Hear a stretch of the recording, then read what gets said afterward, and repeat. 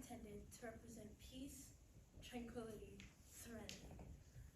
Never-ending fields of green stretch out as far as the eye can see. Some are decorated with golden marigolds and bushy trees, inhabited by butterflies and bees, a haven where your conscience is free. Gardens are meant to offer protection in a time of crisis, when inner demons bang against our borders to defy us, and if left unsupervised, they will spread like a virus. That would be where gardens step in to hide us. They shield us from the storms that brew inside us, a space to grow until we gain the power to fight them, as long as we never allow them in.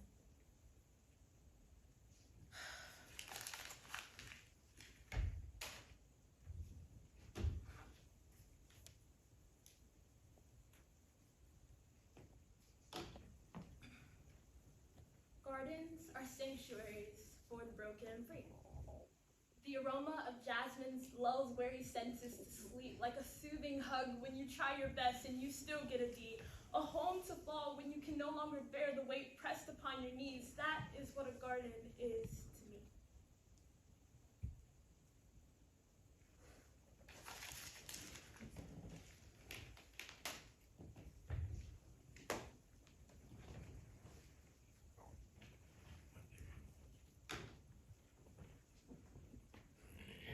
Even though I knew the contents of the perfect shelter, mine bared a better resemblance to a perfect cellar. If a garden symbolizes peace, tranquility, and serenity, then I never got the memo, because the great book of life states that not all gardens are equal. Some gardens are filled with blood-red poppies and hot pink peonies, emitting an indescribable fragrance reminiscent of delicate memories. And some gardens are infested with vines that curl and coil in each way. Talia bulbs bloom in the valley and elsewise in every mountain plain. It's not organized, it's chaos, but amazingly somehow sane. Symphonies of beauty in their own unique ways.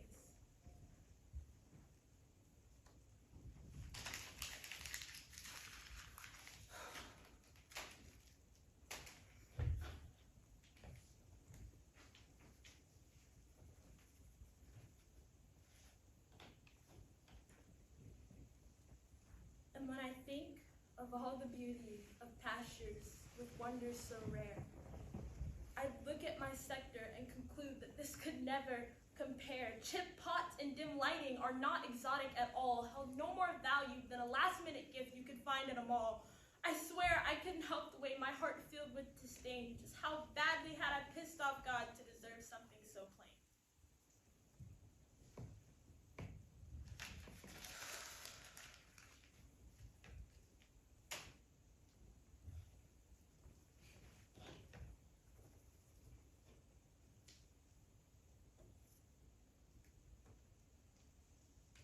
Roses.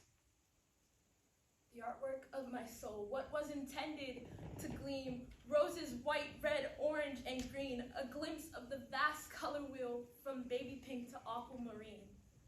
And I'm sorry, but this is something that must be said. Roses are so common, worming their way to every wedding and hospital bed. While you may see their elegance and your soul will awaken, I think deep down we may all agree that roses are just far too basic for a haven.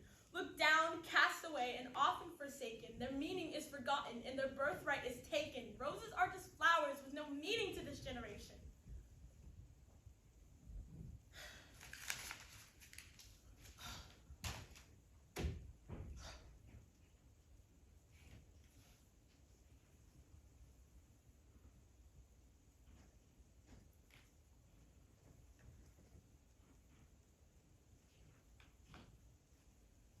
So, I destroyed their roots for new seeds, hoping that they take hold. But my efforts are fruitless. To the roses, this is home. And I swear I tried. I gave my all to overtake these weeds, but it seems I'm stuck. They are now a part of me.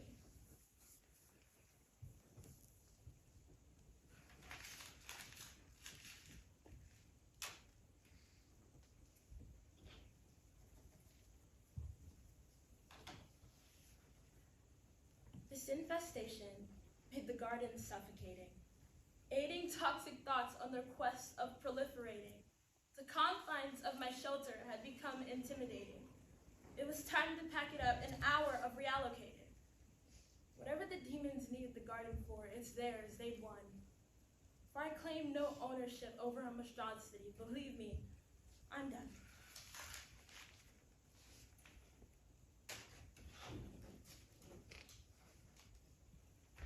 Gone. Simple, sweet, and to the point.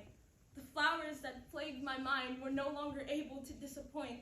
In the cool breeze that blew against my skin, I couldn't help but rejoice. The shackles that bound me were gone. I had made my choice. You never truly know what life has to offer until you step outside. And with newfound freedom, I am ready for the ride. I looked around, eyes searching for all that I could explore, wandering off far away from home, striving for something, anything that I would be proud to own. And through my journey, I uncovered so many things. Meadows glittered with buttercups or bluebells that sing, caverns shrouded with fern, coral, and dillweed. The treasures life had shown me may far exceed my wildest dreams. From the dry wilderness to the Kilimanjaro, my soul had taken it all in. And the relief I had achieved suddenly vanished with the wind. The anguish and anxiety that chained me down returned like a habitual sin, caving into the depths of my being, a reminder of its inhabitants. And there was no longer a garden to soothe the aching inside. The comfort I once experienced was permanently set aside. The once glorious views went from breathtaking to dull.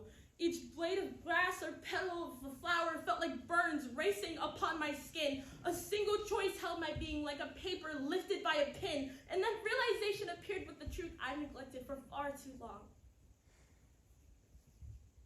Through all the sunflowers and hydrangeas, from tiger lilies to gardenias, no flower was pretty enough, no plant exotic enough to fill the hole that I had dug with my own hands.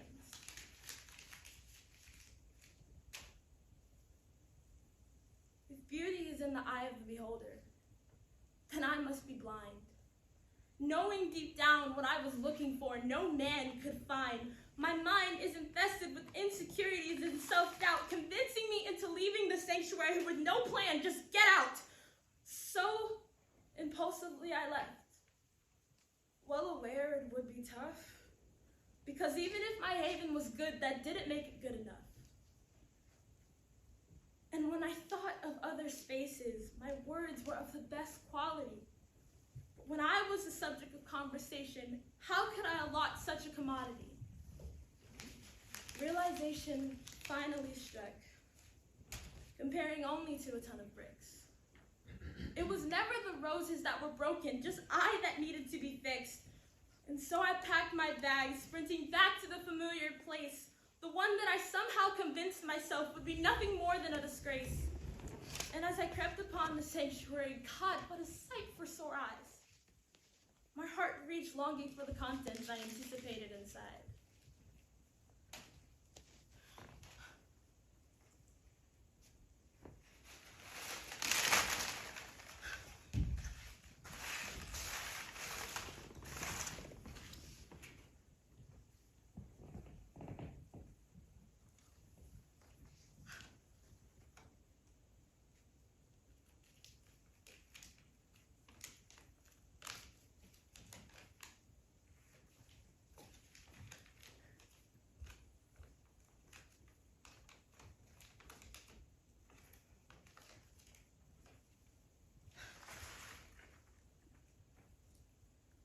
Roses, roses, roses withered, torn, tattered, hell fried. Only one rose remained, and it was barely alive.